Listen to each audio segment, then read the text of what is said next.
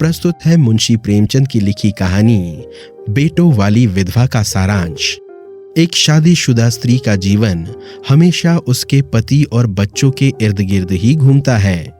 जहां वो जीवन संगिनी के रूप में पत्नी धर्म निभाती है, वहीं एक मां के रूप में अपने बच्चों का पालन पोषण करती है।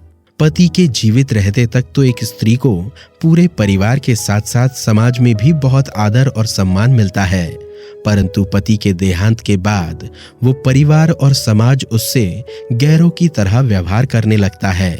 ऐसी कठिन परिस्थितियों में स्त्री केवल अपने बच्चों के सहारे जीती है, परंतु आगे चलकर वही बच्चे यदि उसका साथ छोड़ दे तो उस मां के लिए उसका पूरा जीवन मृत्यु दंड से भी अधिक भयावह बन जाता है, क्योंकि एक मां ही होती है जो बिना कुछ सोचे अपने बच्चों के लिए सब कुछ त्याग कर देती है।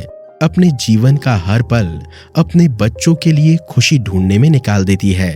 कितने कष्टों को सहकर एक मां बच्चे को जन्म देती है और अपने स्नेह रूपी अमृत से सींचकर उसे बड़ा करती है। हर माता पिता अपने बच्चों को बुढ़ापे का सहारा समझते हैं, परंतु वही बच्चे बड़े होकर एक विधवा मां को ठुकरा दे तो उसके जीवन में कोई दूसरा सहारा नहीं रह जाता। फूलमती का जीवन भी कुछ ऐसा ही किस्सा बयां करता है।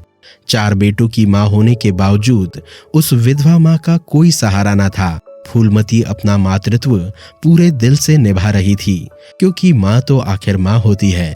उम्र के इस पड़ाव में उस विधवा मां को तरह तरह के कष्ट सहने पड़ते हैं, परंतु बेटों के अंदर मां के लिए तनिक भर भी स्नेह ना था। आज के इस बदलते परिवेश में जहां 4 बेटे होने के बावजूद एक विधवा मां का ऐसा हाल है, तो सोचिए दुनिया में न जाने कितनी ही ऐसी और लाचार माताएं होंगी जो इस कठिन परिस्थितियों का सामना कर रही होंगी। क्या फूलमती का पूरा जीवन ऐसे ही कष्टों में बीत जाएगा? क्या समाज या परिवार कभी उसका साथ दे पाएंगे? जानने के लिए सुनिए सिर्फ बुक्स इन वॉइस पर।